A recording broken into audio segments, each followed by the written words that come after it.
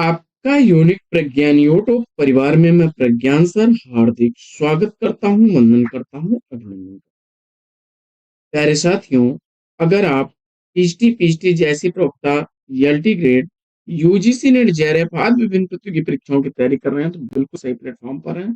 और आज की इस पाठचर्या में करने वाले हैं साथियों 125 वस्तुनिष्ठ प्रश्नों का हम लोग वस्तुनिष्ठ अध्ययन। तो यह प्रैक्टिस सेट हल करना प्रारंभ करें इससे पूर्व अगर वीडियो को पहली बार देख रहे हैं तो कृपया चैनल को सब्सक्राइब, वीडियो को लाइक और शेयर करना बिल्कुल न भूलें।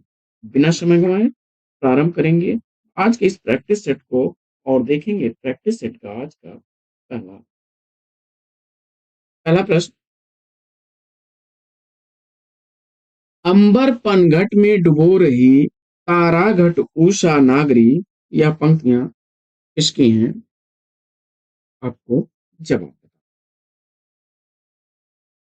क्षमा करें कि इन पंक्तियों में अलंकार कौन सा है ये आपको बताना है। अंबर पनघट में डुबो रही तारा घट उषा नागरी, पंक्ति में अलंकार आपको चयनित करना है और सही जवाब आपने चयनित कर लिया है। इसको रूपक अलंकार विकल्प 2 को बिल्कुल सही जवाब पर है। प्रश्नों का लेवल काफी मॉडरेट है और जिन अभ्यर्थियों को लग रहा हो कि नहीं प्रश्नों का स्तर बहुत ज्यादा हाई नहीं है वो परीक्षा को छोड़ के जा सकते हैं, प्रैक्टिस सेट को छोड़ के जा सकते हैं, लेकिन इस प्रकार के प्रश्नों का अध्ययन आपके लिए जरूरी है और रिवीजन भी जरूरी है। इस उद्देश्य से यह पाठचर्या आप तक पहुंचाई जा रही है। जो लोग भी जुड़े हैं फटाफट सेशन को लाइक और शेयर कर दें। चैनल पर पहली बार होंगे तो चैनल को सब्सक्राइब करना बिल्कुल ना भूलें। तो दूसरा प्रश्न है कि निर्धन में संधि पूछा जा रहा है। निर्धन में संधि पूछा जा रहा है तो निर्धन में संधि अगर आपने निर्धन धन निर्धन सेलेक्ट कर लिया विकल्प 3 को तो विसर्ग संधि विकल्प 3 राइट आंसर हो जाएगा। विसर्ग संधि। बढ़ते हैं आगे और देखते हैं प्रश्न संख्या 3 को। तीसरा प्रश्न है कि ले चला साथ में तुझे कनक ज्यों भिचुक लेकर स्वर्ण झनक, इनमें अलंकार आपको बताना है और तीसरे प्रश्न का सही जवाब फटाफट चयनित करिए। प्रश्न संख्या 3 का सही जवाब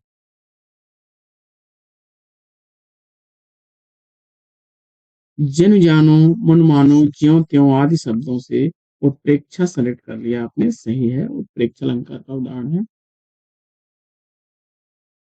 आदि ज्यों जनो मनो मानो ऐसे जो है वाचक शब्द आते हैं उत्प्रेक्षा में। और उपमा में सा सी से समता सूचक शब्द होते हैं, सरिस समान आदि वाचक शब्द आते हैं। प्रश्न संख्या 4। चौथा प्रश्न निस दिन बरसत नयन हमारे, इन पंक्तियों में किस रस का वर्णन है? तो इसमें वियोग श्रृंगार है आपका। वियोग श्रृंगार यानी विकल्प 4 के साथ आप गए तो राइट आंसर पर है। बढ़ते हैं प्रश्न संख्या 5 की तरफ। पांचवा प्रश्न है कि किस रस को रसराज कहा जाता है? किस रस को रसराज कहा जाता है? पांचवें प्रश्न का सही जवाब आपने श्रृंगार रस चुना होगा विकल्प 1 के साथ, सही जवाब पर है। प्रश्न संख्या 6। छठवां प्रश्न है कि कोई बच्चा नहीं खेलेगा में कोई शब्द में आपको बताना है। कोई शब्द में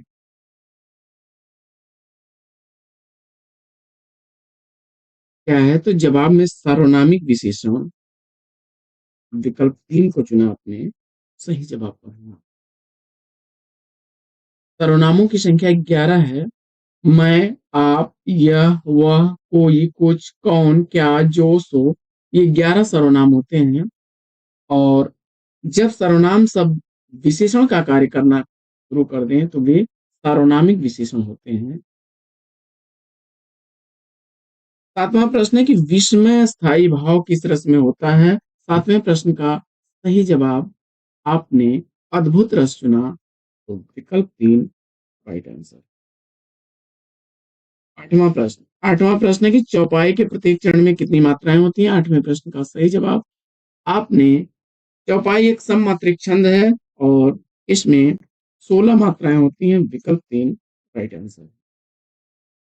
9वां प्रश्न, प्रश्न संख्या 9 है कि वीर रस का स्थायी भाव क्या है? वीर रस का स्थायी भाव पूछा जा रहा है आपसे। उत्साह चुन करके सही जवाब दिया विकल्प 3।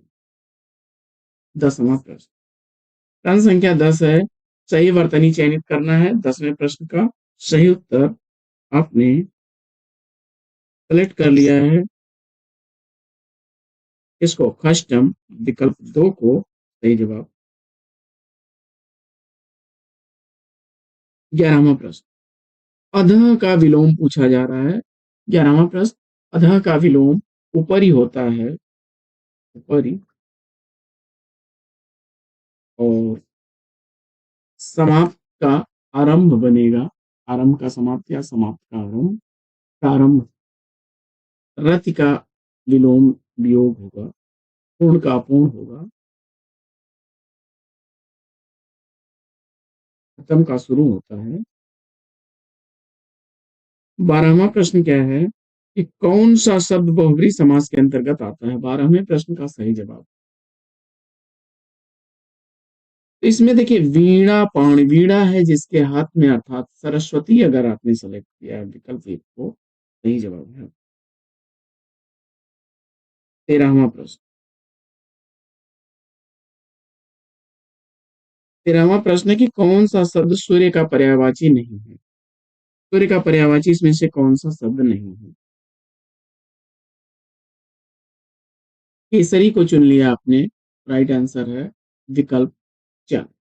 13वें प्रश्न का सही जवाब केसरी जो है यह सिंह का पर्यायवाची है।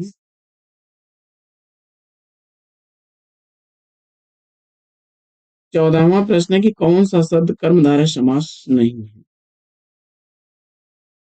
14वें प्रश्न में सही जवाब आपने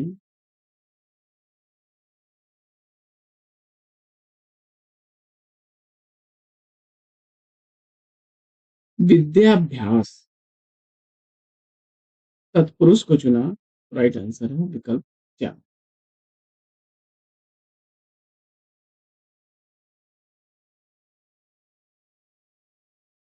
और कृताकृत जो है, कृताकृत में जो है आपका द्वंद्व समास हो जाएगा।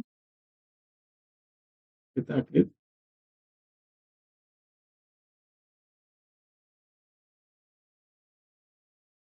अगला प्रश्न,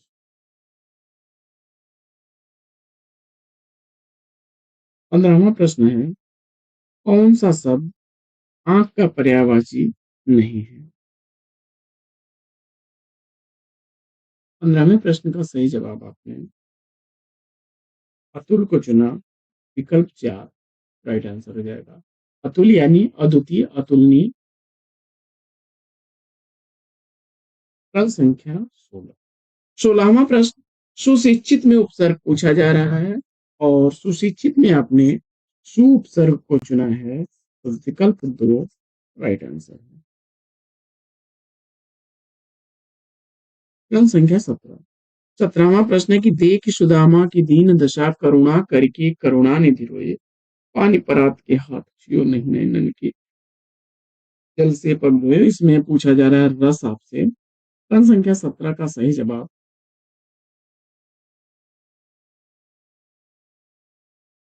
करुण रस, विकल्प 3 राइट आंसर। आगे बढ़ते हैं और देखते हैं प्रश्न संख्या 18 कि कौन हिंदी की उपभाषा नहीं? 18वें प्रश्न का सही जवाब आपने मराठी को चुना, तो बिल्कुल सही जवाब है आपका मराठी, विकल्प आपका राइट आंसर ए सही जवाब हो जाएगा। बढ़ते हैं प्रश्न संख्या 19 की तरफ। 19वां प्रश्न है, कौन तुर्की शब्द नहीं है? जवाब में विकल्प 3 को चुन लिया, सही जवाब है। अगला प्रश्न है कि जिसे प्रमाण द्वारा सिद्ध न किया जा सके उसके लिए एक शब्द आपने अप्रमेय बताया, तो विकल्प 3 राइट आंसर। 21वां प्रश्न है कि तद्भव शब्द कौन सा है? प्रश्न संख्या 21 में सही जवाब बताइए।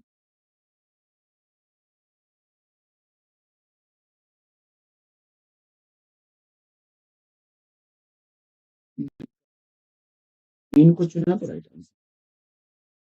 अगला प्रश्न, हिंदी भाषा कितनी विख्यात बोलियां हैं? हिंदी भाषा की 8 विख्यात बोलियां हैं। विकल्प 3 को चुना आपने, राइट आंसर है।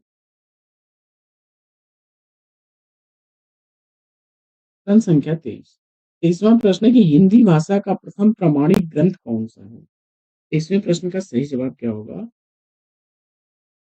पृथ्वीराज रासो दिए गए विकल्पों में 3 को चुना आपने, तो सही जवाब है। प्रश्न संख्या 24। निम्नलिखित में से कौन सा हिंदी साहित्य का काल विभाजन नहीं है? आदिकाल, भक्तिकाल, रीतिकाल साहित्य के काल विभाजन के अंतर्गत हम विकल्प 4 संयुक्त काल को चुना, राइट आंसर है। प्रश्न संख्या 25। 25वां प्रश्न है कि मूल कर्मक धातुओं के साथ प्रत्यय जोड़कर बनाई गई क्रियाएं क्या कहलाती हैं? 25वें प्रश्न का सही उत्तर आपने सकर्मक धातु विकल्प 3 को चुना, राइट आंसर। आगे बढ़ते हैं और देखते हैं प्रश्न संख्या 26। 26वां प्रश्न, सारंग लय सारंग चली गई सारंग की ओर, सारंग झीनो पाई के सारंग कही गई चोट, पद्य में अलंकार पूछा जा रहा है और इसमें यमक अलंकार विकल्प 3 को चुना आपने, सही जवाब है। प्रश्न संख्या 27। 27वां प्रश्न है कि जुगुप्सा का स्थायी भाव किस रस से संबंधित है?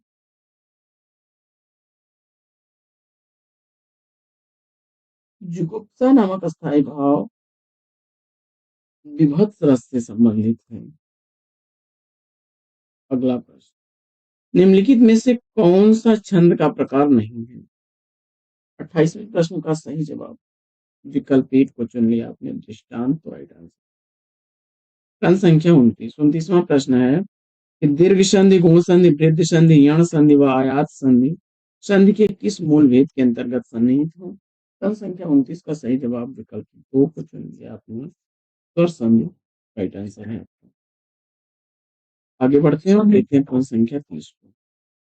30वां प्रश्न है कि भाषा विज्ञान की दृष्टि से ऊ किस प्रकार का स्वर? 30वें प्रश्न का सही जवाब आपने पश्च समृद्ध स्वर विकल्प 4 को चुना, राइट आंसर। प्रश्न संख्या 31। 31वां प्रश्न है कि छत्तीसगढ़ी किस भाषा की बोली है? तो अवधी, बघेली, छत्तीसगढ़ी तीनों पूर्वी हिंदी की बोलियां हैं, विकल्प 4 के साथ सही जवाब है। प्रश्न संख्या 32। कौन सा प्रत्यय हिंदी भाषा में बहुवचन के रूप में जाना जाता है? 32वें प्रश्न का सही जवाब आपने विकल्प 1 को चुना, तो राइट आंसर। अगला प्रश्न, उत्कर्ष एक कुशाग्र विद्यार्थी है, यहाँ कुशाग्र शब्द में विशेषण पूछा। प्रश्न संख्या 33 का सही जवाब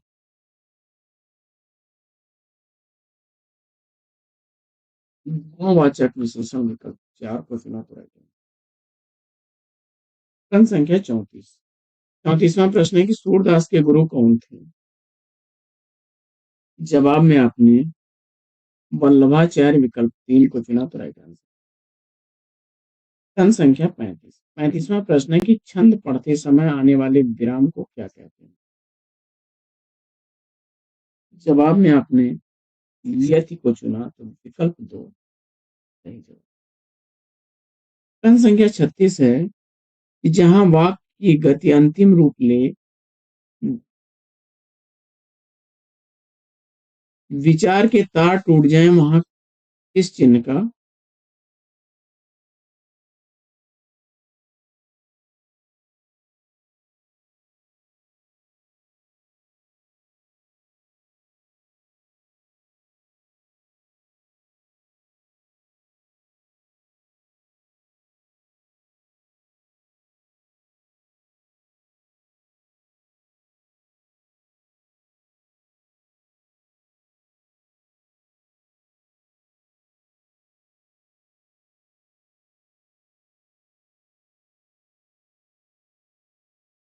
35वां प्रश्न है कि जहाँ वाक्य की गति अंतिम रूप ले, विचार के तार टूट जाएं, वहां किसका प्रयोग किया जाता है?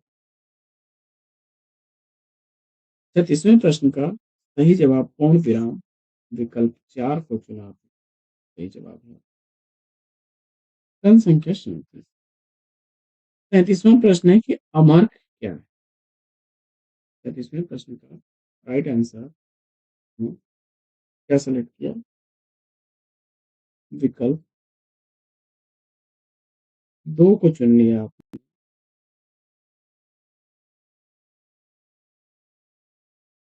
Right answer.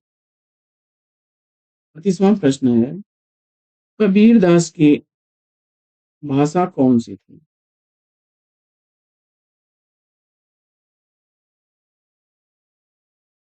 कबीर दास की भाषा पूछा जा रहा है।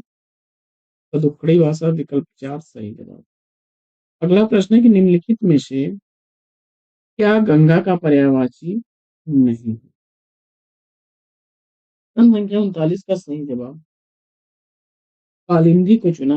कालिंदी यमुना का पर्यायवाची है, गंगा का नहीं है। विकल्प 3 को चुन लिया तो सही जवाब। सही वर्तनी वाला शब्द चयनित करना है प्रश्न संख्या 40 में। और 40वें प्रश्न का सही जवाब श्रृंगार को चुना आपने। विकल्प 2 राइट आंसर। अगला प्रश्न है वधुर्मी का संधि विच्छेद। वध धन उर्मी, वध उर्मी विकल्प 2 को चुन लिया आपने तो राइट आंसर। भिन्नार्थक शब्द चयनित करना है प्रश्न संख्या 42 में। भिन्नार्थक शब्द पूछा जा रहा है आपसे और जवाब में आपने अनिल को चुना। अनिल वायु का पर्यायवाची है। अनिल वायु का पर्यायवाची। प्रश्न संख्या 43। निम्नलिखित में से कौन सा शब्द स्त्रीलिंग में प्रयुक्त होता है? प्रश्न संख्या 43 का सही जवाब ऋतु विकल्प 1 को चुना आपने तो राइट आंसर। प्रश्न संख्या 44 है कि भुजंग का पर्यायवाची शब्द कौन सा नहीं?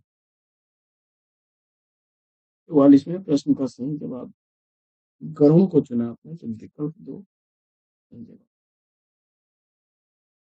अगला प्रश्न है कि समुच्चय बोधक को कहते हैं। 45वें प्रश्न में सही जवाब अविकारी शब्दों को कहते हैं तो विकल्प 1 सही जवाब। अगला प्रश्न है कि विभु का पर्यायवाची पूछा जा रहा है। विभु यानी सर्वव्यापक। नित्य विकल्प 1 को चुन लिया आपने तो राइट आंसर। व्यास शब्द का विलोम समास सेलेक्ट किया विकल्प 1 सही जवाब। अगला प्रश्न है धातु उष्मा में प्रयुक्त संधि।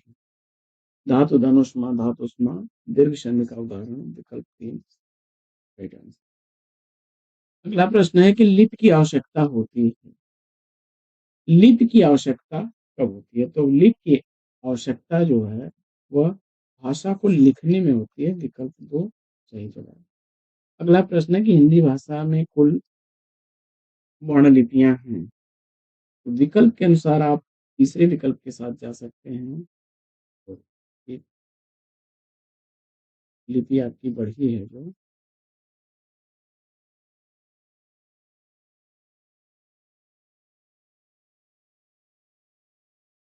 53 ध्वनियां कह सकते हैं आप।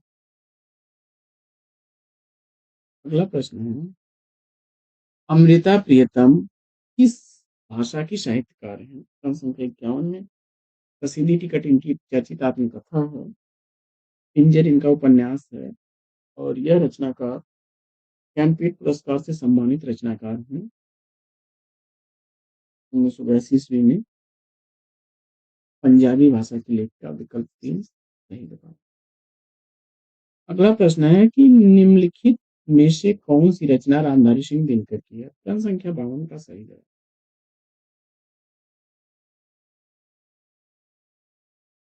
प्रश्न संख्या 52 का राइट आंसर उर्वशी के रचनाकार रामधारी सिंह दिनकर हैं। विकल्प 1 सही जवाब। रमेश भारती की रचना है। दयो निहार महादेवी वर्मा पंत की रचना पल्लव। अगला प्रश्न है कि हिंदी कविता को छंदों की परिधि से मुक्त कराने वाले रचनाकार। प्रश्न संख्या 53 का सही जवाब अपने विकल्प 4 सूर्यकांत त्रिपाठी निराला जी को चुना। राइट आंसर है। अगला प्रश्न है कि हिंदी के सर्वाधिक ऐतिहासिक नाटककार कौन हैं? सबसे ज्यादा ऐतिहासिक नाटकों के नाटककार के रूप में आपने जयशंकर प्रसाद को चुना। तो विकल्प 3 के साथ आप सही जवाब दें। अगला प्रश्न है कि सबसे पहले अपनी आत्मकथा हिंदी में किसने लिखी? बनारसी दास जैन विकल्प 3 को चुना आपने। तो राइट आंसर। प्रश्न संख्या 56 सरस्वती पत्रिका का संपादन किसने किया? जवाब में आपने विकल्प 2 को चुना महावीर प्रसाद द्विवेदी को। तो राइट आंसर। अगला प्रश्न है कि बिहारी किस राजा के दरबारी कवि थे? जवाब में आपने जयसिंह विकल्प 3 को चुन लिया। तो राइट आंसर। अगला प्रश्न है कि हिंदी के सर्वप्रथम प्रकाशित पत्र का नाम इसमें से कौन सा है? जवाब में आपने उदंत मार्तंड को चुना। तो विकल्प 2 सही जवाब। साप्ताहिक पत्र 1826 ईस्वी में युगल किशोर द्वारा संपादित किया गया। अगला प्रश्न है कि तोड़ती पत्थर कैसी कविता है?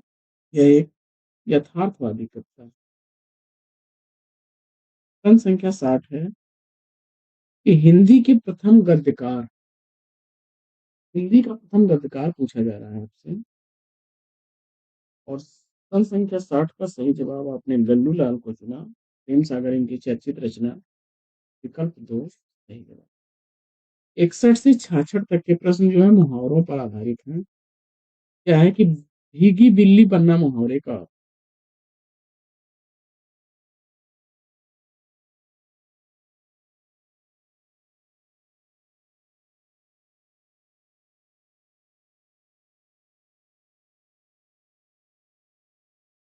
भीगी बिल्ली बनना मुहावरे का अर्थ पूछा जा रहा है आपसे।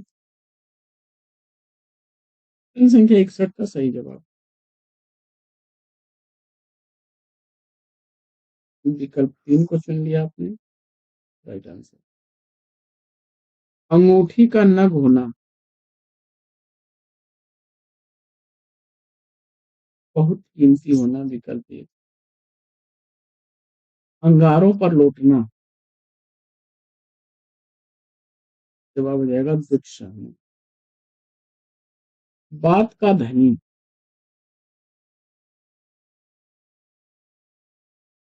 फायदे का पक्का। विकल्प 3 सही जवाब हो जाएगा। प्रश्न संख्या 65 है थाली का बैगन होना जिसका कोई अपना विचार ना हो।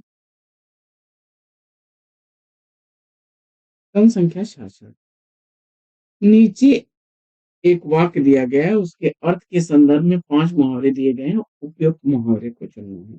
कपटी लोग मित्र के निर्धन होने पर मन फेर लेते हैं। इसके लिए आपको जो है एक मुहावरा सेलेक्ट करना है।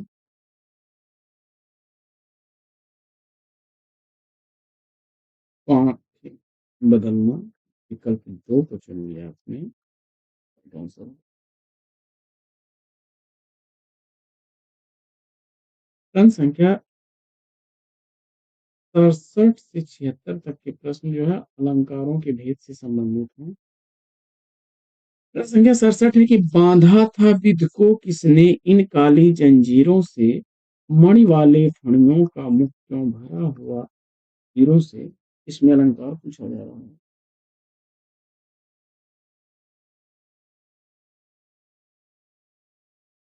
अतिशयोक्ति अलंकार। विकल्प 2 सही जवाब। कनक कनक ते शोभने माँ दत्ताय अधिकाय वाह पाए गौराय जग वाह खाए गौराय। में अलंकार यमक चुन करके सही जवाब दिया आपने।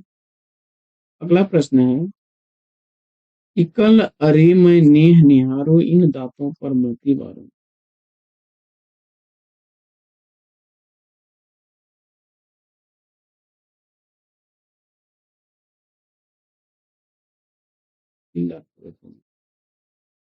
तिलक अरे मैं नेह निहारो इन दांतों पर मोती। वात्सल्य रस है विकल्प सी। अगला प्रश्न है कि देख समस्त विश्व से तुझसे मुख में यशोदा विस्मय सिंधु में डूबी। यहाँ पर अद्भुत रस है विकल्प एक सही जवाब।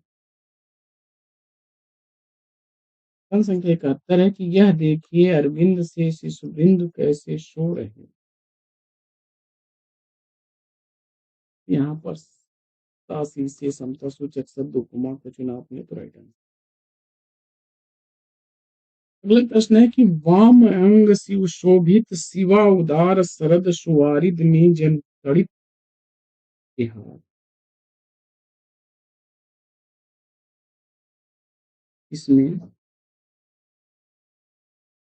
बरवय छंद विकल्प 4 सही जवाब।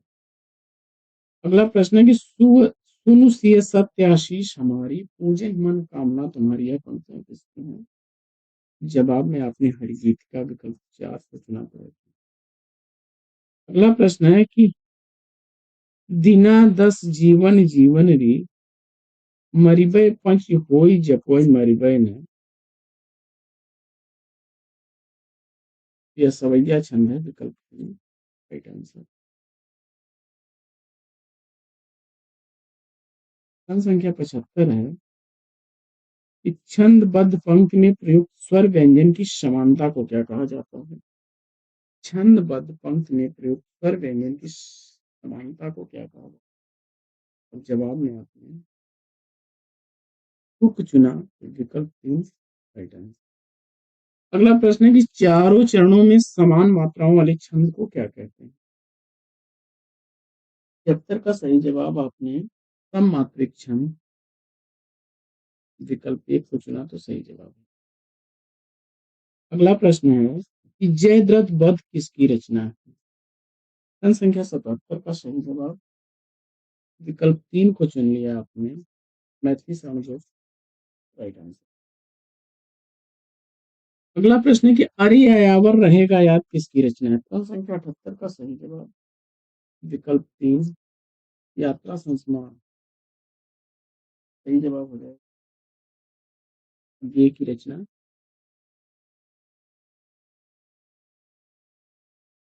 अगला प्रश्न है कि निम्नलिखित में से कौन सी रचना केशवदास की नहीं है।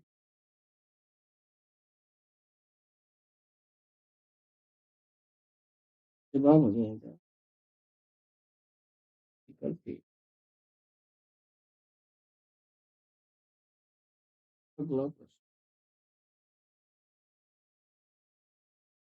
एक बंटी रचना की प्रधान समस्या को उजागर करने वाला विकल्प। 80 का सही जवाब आपने तलाक से जुड़ी बाल समस्या विकल्प 4 को चुना था। अगला प्रश्न है कि कौरवी किस बोली का दूसरा प्रचलित नाम है। प्रश्न संख्या 81 का सही जवाब आप खड़ी बोली विकल्प 2 को चुना तो राइट आंसर। अगला प्रश्न है कि लोकायतन किसकी रचना है। इंदिरा नंदन पंत को चुना तो सही जवाब आप। प्रश्न संख्या 83 है कि प्रेमचंद के अधूरे उपन्यास इसमें से कौन सा है। मंगल सूत्र चुन करके सही जवाब दिया आपने। अगला प्रश्न है कि रामचंद्र शुक्ल का प्रथम प्रकाशित निबंध कौन सा है।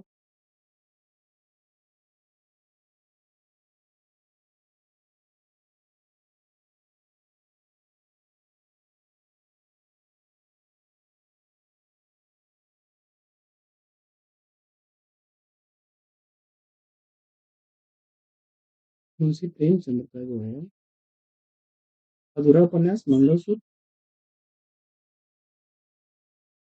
रामचंद्र शुक्ल का प्रथम प्रकाशित निबंध इसमें से कौन सा है। और 84 का सही जवाब आपने कर लिया विकल्प को। Right answer.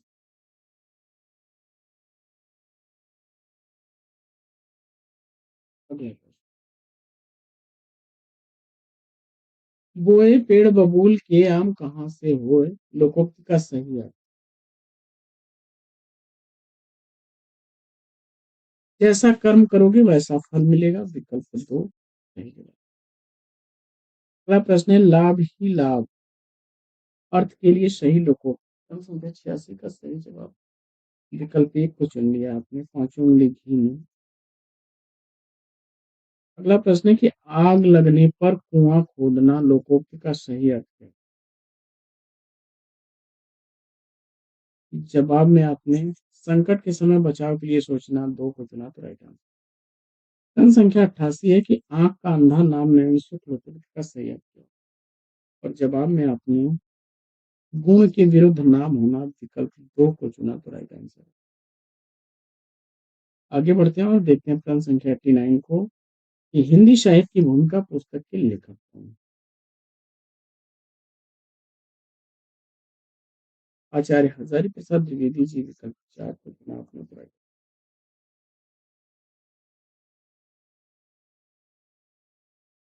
अगला प्रश्न है कि निम्नलिखित में से कौन सप्तक परंपरा के कवि नहीं। और जवाब में विकल्प दो को चुन लिया आपने, श्रीकांत वर्मा को, राइट आंसर।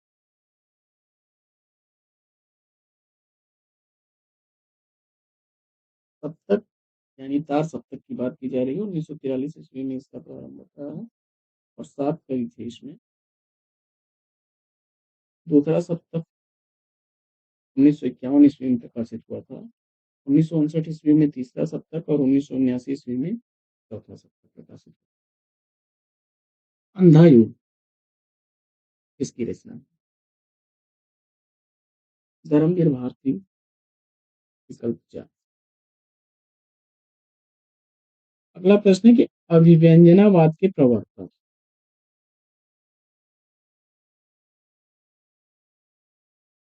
अभिव्यंजनावाद का प्रवर्तक पूछा जा रहा है, प्रश्न संख्या 92 का सही जवाब। विकल्प तीन क्रोची को चुना, तो राइट आंसर। प्रश्न संख्या 93, रचनाओं को रचनाकारों के साथ सुमेलित करना। शुद्ध कविता की खोज रामधारी सिंह दिनकर की है। आत्मने पद 1960 ईस्वी की अज्ञेय की रचना है। एक साहित्यिक की डायरी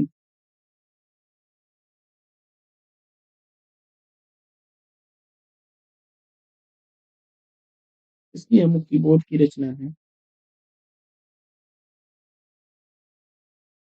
हिंदी साहित्य की भूमिका आचार्य हजारी प्रसाद द्विवेदी जी की। चार एक दो तीन।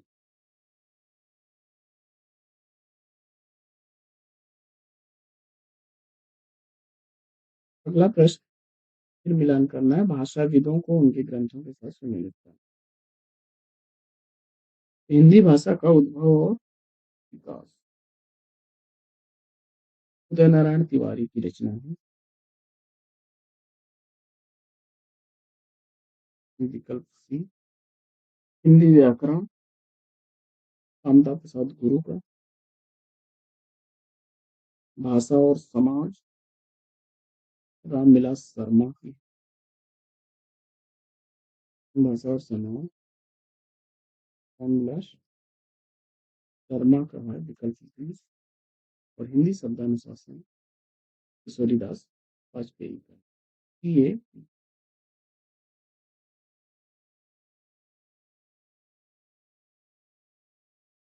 आगे बढ़ते हैं और देखते हैं जो पत्रिकाओं को उनके संपादकों के साथ मिलान करना। हिंदी प्रदीप बालकृष्ण भट्ट। ब्राह्मण एक मासिक पत्रिका थी, 1880 ईस्वी में प्रताप नारायण मिश्र के संपादन में हुई थी। सरस्वती पत्रिका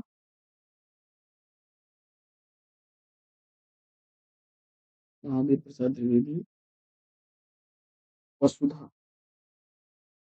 जबलपुर से प्रकाशित होने वाला पत्र था राजेश्वर।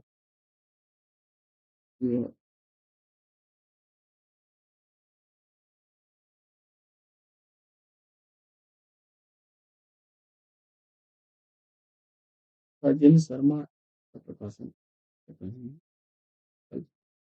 जी, अगला प्रश्न। अगला प्रश्न है कि रस सूत्र व्याख्याकारों को उनके सिद्धांतों के साथ सम्मिलित करना है।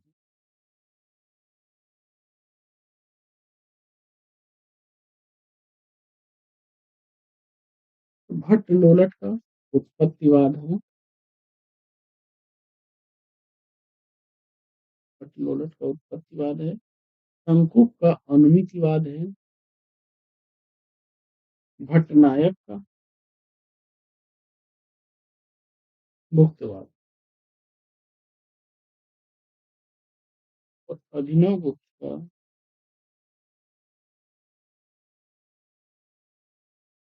अभिव्यक्तिवाद।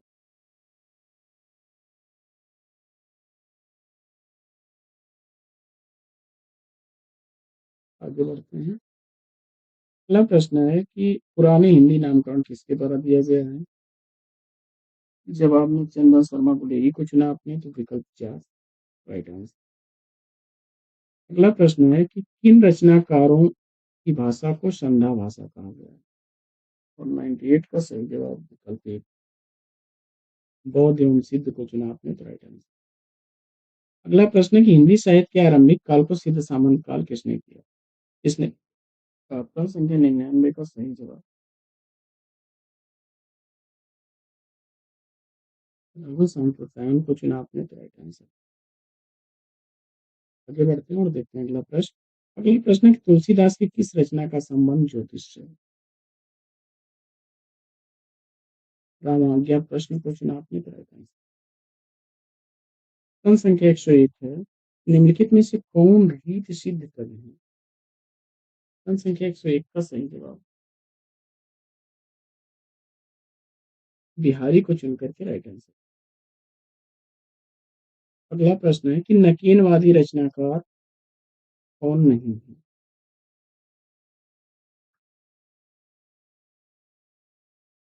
102 का सही जवाब आपने केदारनाथ सिंह को चुना है, विकल्प 3 राइट आंसर। हरिजन गाथा किसकी रचना है। हरिजन गाथा का रचनाकार आपने नागार्जुन को अगर चुना है, राइट आंसर। प्रश्न संख्या 104 है, इनमें से कौन सी रचना कृष्णा सोबती की है। जिंदगी नामा विकल्प 3 राइट आंसर। आगे निम्नलिखित रचनाओं को उनकी काव्य भाषा के साथ सुमेलित करें।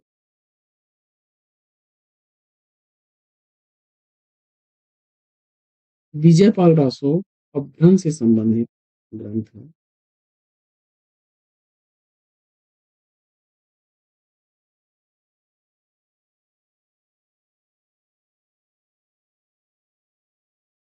विजयपाल रासो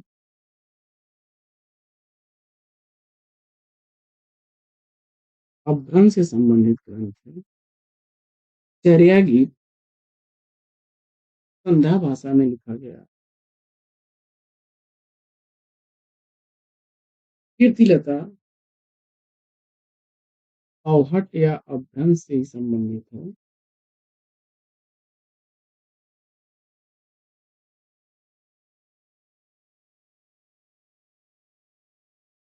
कीर्तिलता भी अपभ्रंश से ही संबंधित। खुसरो की पहेलियां खड़ी बोली में है।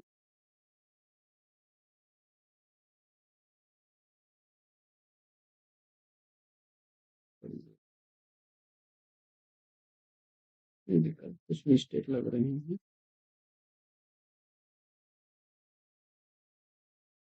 विकल्प कुछ मिस है। अपभ्रंश की रचना कीर्तिलता और विजयपाल। चर्या गीत को संध्या भाषा के साथ आप सम्मिलित कर सकते हैं और खुसरो की पहेलियां खड़ी बोली। अगला प्रश्न, आलाखंड किसने लिखा। परमाल दासो जगनिक द्वारा लिखी गई रचना विकल्प एक से। अगला प्रश्न है कि 12 बरिस ले कुकुर जिए और 13 लो जिए सियार, बरस 18 छत्री जिए आगे जीवन को धिक्कार। यह परमाल दासो की पंक्ति है, जगनिक द्वारा लिखी गई।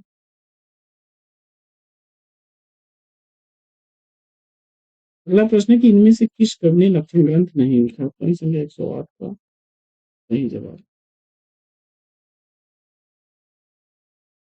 बिहारी। अगला प्रश्न, बरवे नायिका भेद के रचनाकार कौन? प्रश्न संख्या 109 का सही जवाब रहीम को चुना आपने तो सही। प्रश्न संख्या 110,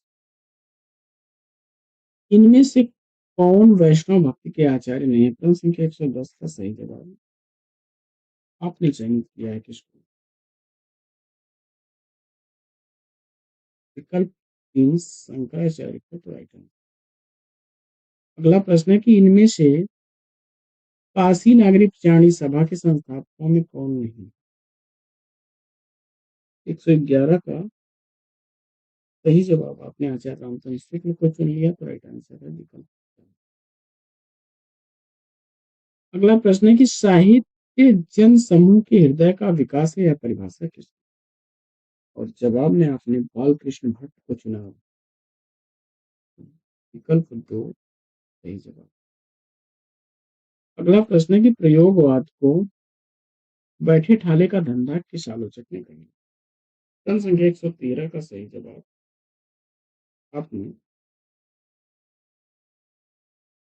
नंद दुलारे वाजपेयी विकल्प 1 को चुना तो सही जवाब है। अगला प्रश्न, प्रश्न संख्या 114 है कि निम्नलिखित बोलियों को उनके भौगोलिक क्षेत्र के अनुसार सुनेंगे।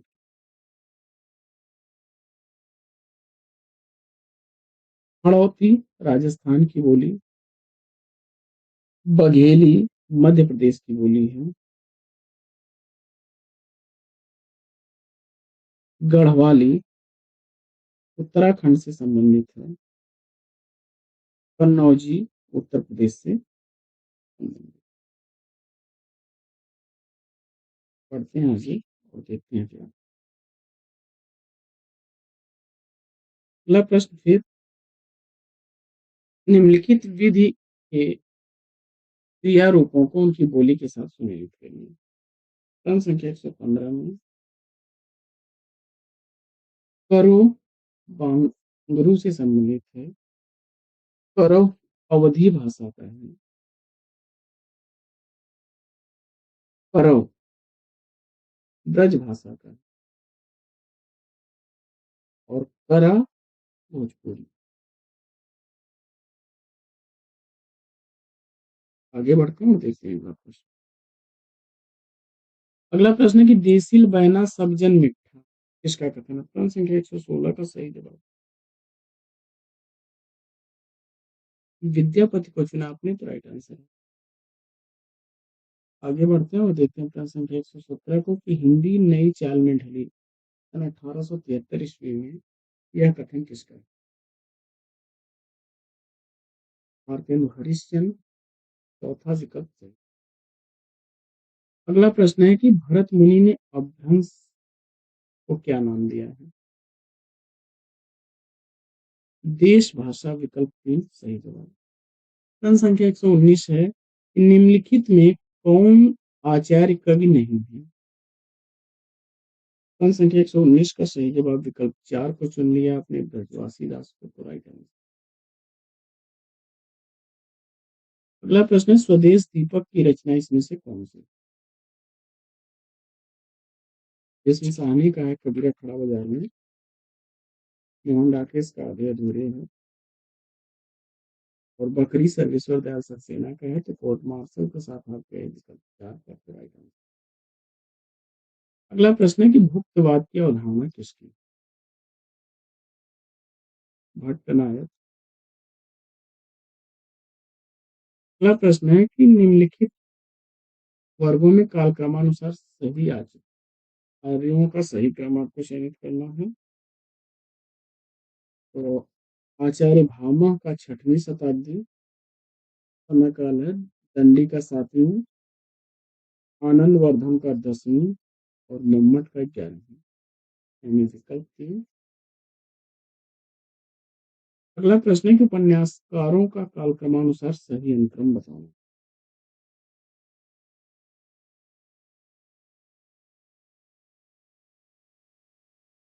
देवकी नंदन खत्री जी का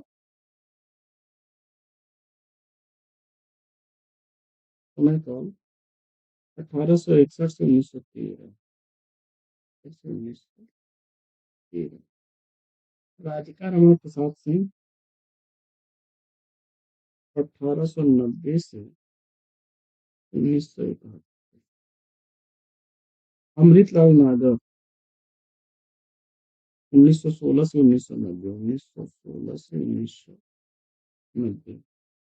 मोहन राकेश का 1925 से 1972। विकल्प 2। आगे निम्नलिखित उपन्यासकारों और उनकी रचनाओं के साथ सुमेलित करना है। देशद्रोही यशपाल का है। भोले मिश्र चित्र भगवती चरण वर्मा का है। नामदास का पोथा हजारी प्रसाद द्विवेदी का है। आचार्य हजारी प्रसाद द्विवेदी जी का है। और निरुपमा निराला का।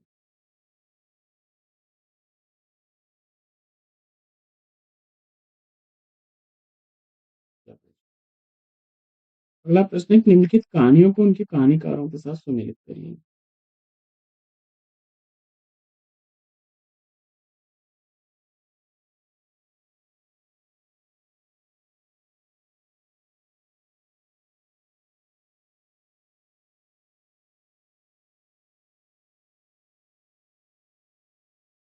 कृष्णचंद्र की कहानी है महुए का पेड़।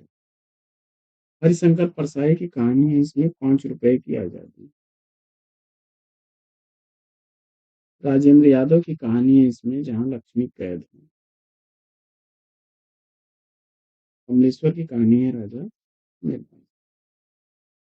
तो साथियों, आज का यह प्रैक्टिस सेट लेगा यहीं पर विराम। वीडियो को लाइक नहीं किया तो लाइक, शेयर नहीं किया तो शेयर कर दीजिए। वीडियो कैसा लगा कमेंट्स करके जरूर बताइए। और अगर आप चाहते हैं कि आपके लिए प्रतिदिन ऐसी ही पाठचर्या आती रहे तो वीडियो को ज्यादा से ज्यादा लाइक और शेयर करिए। तो फिर मिलते हैं आपसे अगले वीडियो में एक नए प्रश्न, एक नए टॉपिक, एक नए अंदाज में। तब तक के लिए लेंगे आपसे विदा। आपका जीवन मंगलमय हो। बेस्ट विशेष, बेस्ट ऑफ लक।